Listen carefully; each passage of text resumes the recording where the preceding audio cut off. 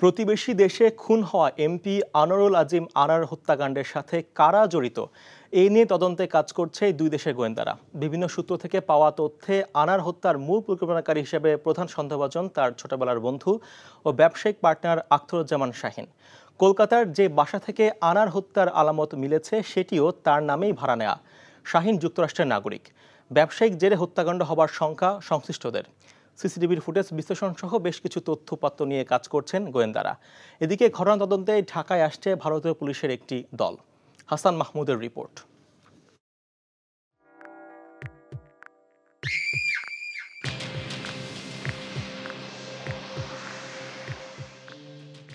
কলকাতা গিয়ে নিখোঁজ হন ঝিনাইদহ 4 আসনের এমপি আনোয়ারুল আজিম আনার।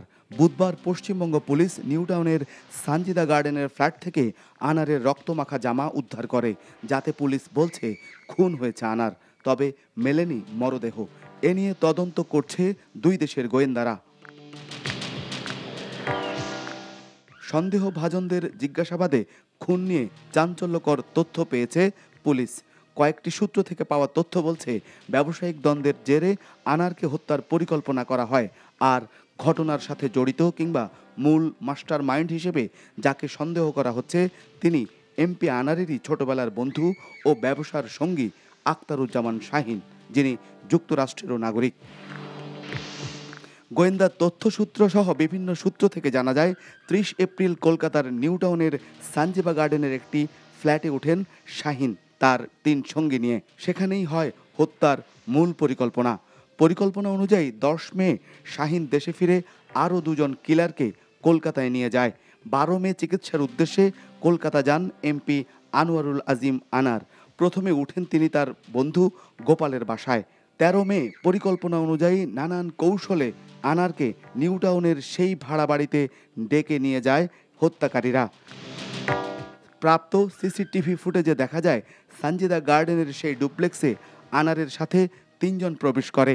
লাল রঙের গাড়িও দৃশ্যমান, যা ইতিমধ্যে জব্দ করেছে পুলিশ। ফ্ল্যাট থেকে প্রায় 2.5 ঘন্টা পর একে একে বের হয় 3 জন। ধারণা করা হয় আনারকে সেখানেই হত্যা করা হয়, আর হত্যার পর তার মরদেহ লাপাত্তা করতে লাশ টুকরো টুকরো করে বিভিন্ন ব্যাগে ভরে আলাদা আলাদাভাবে বের করে অজ্ঞাত স্থানে নিয়ে যাওয়া হয়, যার কারণে এখনও পাওয়া যায়নি আনারের মরদেহ।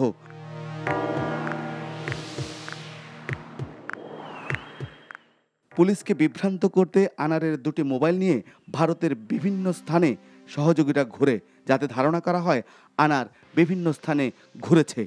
হত্যাকাণ্ডের সাথে এক নারীও জড়িত বলে ধারণা করা হচ্ছে। তবে সবকিছুই খতিয়ে দেখছে দুই দেশের পুলিশ ও গোয়েন্দারা। Hasan Mahmud, NTV news, Dhaka.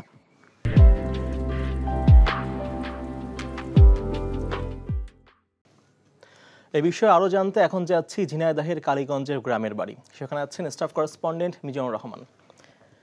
মিজান, এই হত্যাকাণ্ডর ঘটনাটি ঘটার পর নিহতের গ্রামের মানুষের প্রতিক্রিয়া আসলে কি? আসলে সাগর, আনার সাহেব নিহত হওয়ার খবর প্রকাশ হয়েছে, তারপর থেকে এই এলাকা ঝিনাইদহ 4 আসন অর্থাৎ কালীগঞ্জ এলাকার মানুষের ভেতরে উদ্বেগ উৎকণ্ঠা ছড়িয়ে পড়ে এবং তারা ছুটে আসেন এই আনার এমপির কালীগঞ্জ শহরের বাসভবনে। এরপরে সারাদিন তারা ছিলেন, গভীর রাত পর্যন্ত ছিলেন।